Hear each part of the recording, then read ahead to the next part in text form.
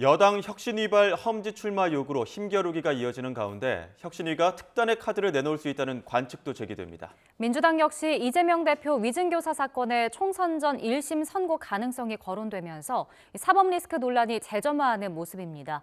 국회 연결해서 전국 상황부터 알아보겠습니다. 박광열 기자. 네, 국회입니다. 네, 혁신위발 험지 출마론 여권의 뜨거운 화두로 이어지고 있죠. 네, 이 험지 출마 요구를 고리로 한 거듭된 압박에도 친윤계 중진 등 핵심 인사의 묵묵부답은 열흘 넘게 이어지고 있습니다.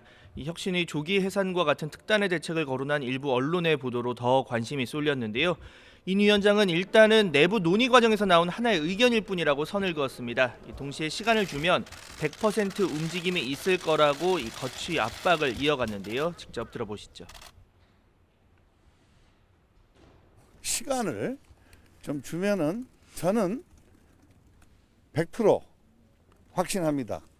여러 분류의 분들이 절대 이름은 거명 안 했지만 분명히 움직일 거리라고 저는 확신하고.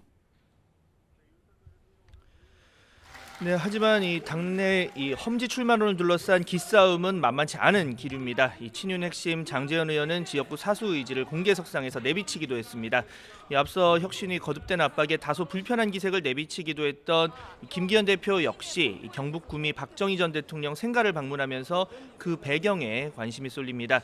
보수 결집과 민심 달래기 차원이라는 관측이지만 영남 중진을 상대로 한 험지 출마 요구를 고리로 한 거취 압박에 대한 견제구로 비칠 수 있다는 해석도 나오고 있습니다.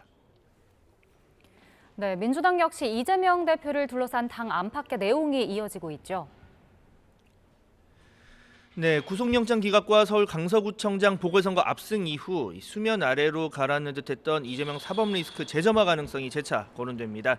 이 법원이 이재명 대표의 위증교사 재판을 대장동 사건과 분리해서 진행한다는 방침을 세웠기 때문입니다. 총선 전 유죄 1심 선고가 내려질 경우 총선 판도를 뒤흔들 수 있다는 우려가 나오는 가운데 친명계는 일단 말을 아끼고 있습니다. 이 총선 전 선고 가능성 크지 않고 이 대표 체제의 큰 변수가 아니라는 주장인데요. 다만 비명계를 중심으로 불만의 목소리는 끊이지 않고 있습니다. 이 대표의 고향인 안동을 콕 집어 거론하며 험지 출마론 압박의 수위를 더하기도 했습니다. 들어보시죠. 저는 고향이 최적격이라고 생각합니다. 안동. 경기도지사 했죠. 예. 그다음에 국회의원 하고 있죠. 예. 대통령 후보였죠. 예. 지금 당대표까지 하고 있죠. 아. 이 정도의 기득권자가 어디 있습니까? 관련해 이재명 대표는 지역구 활동 공개와 인재위원장 역할을 강조하며 직접적인 대응은 피하고 있습니다. 다만 본격 총선 체제가 다가오고 여당의 인적 쇄신 움직임에 따라 제1야당 대표에 대한 압박 역시 거세질 수 있다는 관측도 나오고 있습니다. 지금까지 국회에서 YTN 박광열입니다.